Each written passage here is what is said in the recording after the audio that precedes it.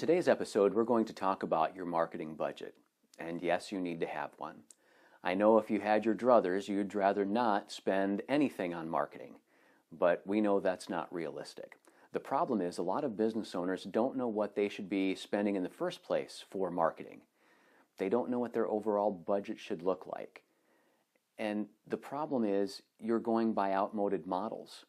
Many of you say, well, the industry says that on average I should spend this percentage on my gross revenues or on my sales or a percentage based on what the overall industry spends. What is the problem with those models is that they assume that everybody has the same competitive landscape, the same challenges, the same opportunities across the spectrum.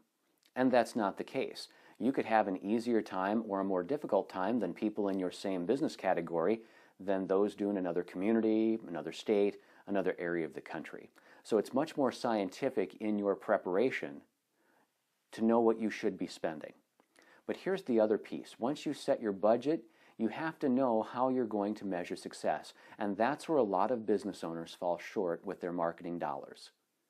They don't know how they're going to measure success so that when their campaign is done, however long that campaign is, they don't know if it was a success or not because they didn't say what their expectation for success was before they started.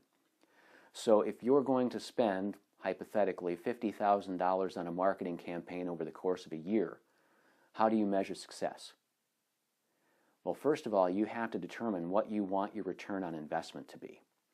See, if you put $50,000 into marketing over the course of a year, you don't want to get $50,000 back in revenues at the end of the year. You would be better off just hiding your money in a mattress or burying it in your parking lot. You'd get the same result.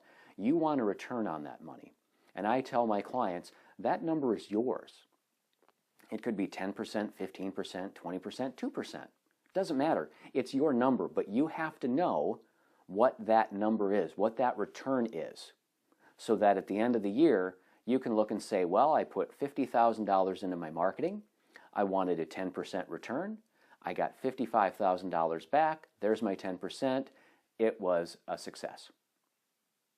Pretty simple. You'd be surprised how few people actually do that. You have to start with the end in mind so you know what's going to be successful, if it was a success, if you should be doing it again.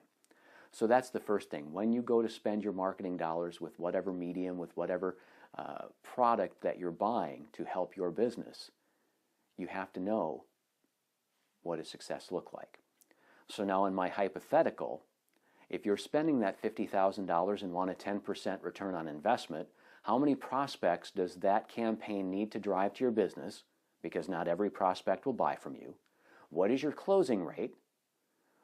So based on your prospects and your closing rate, how many customers do you have to close to not only get back what you put into the marketing, but that return on investment? So that is very key. Know how you're going to determine if your campaign is successful. As far as your budget goes, again, you have to be much more specific to your business's place in your competitive landscape. And today we're going to look at that. We're going to do some math, so yes, there will be math in this episode.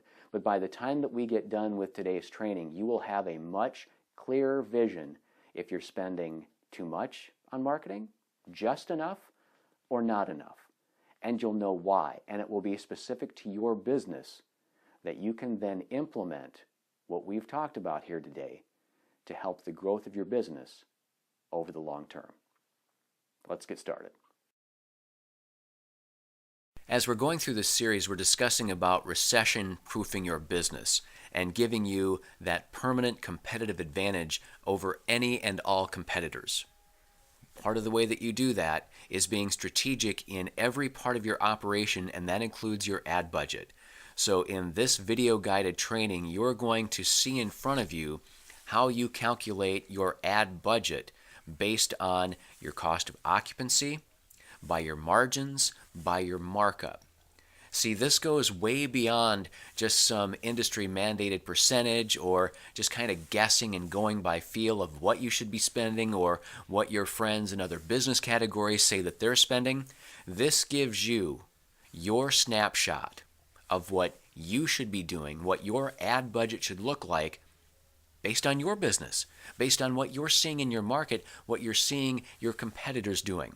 Where this gives you an advantage is largely your competitors are not doing this. They are not taking the time to know if this is what they should be spending. They don't know if they're spending too little, too much, not enough. They're just guessing. They're crossing their fingers and they're hoping. And that's not how you recession-proof your business. Also understand this is not an exercise just for information. This is an exercise for you to immediately implement so that you are giving yourself that permanent competitive advantage. You know the resources that you're putting toward your advertising are exactly the resources that you should be, and not a penny more or a penny less.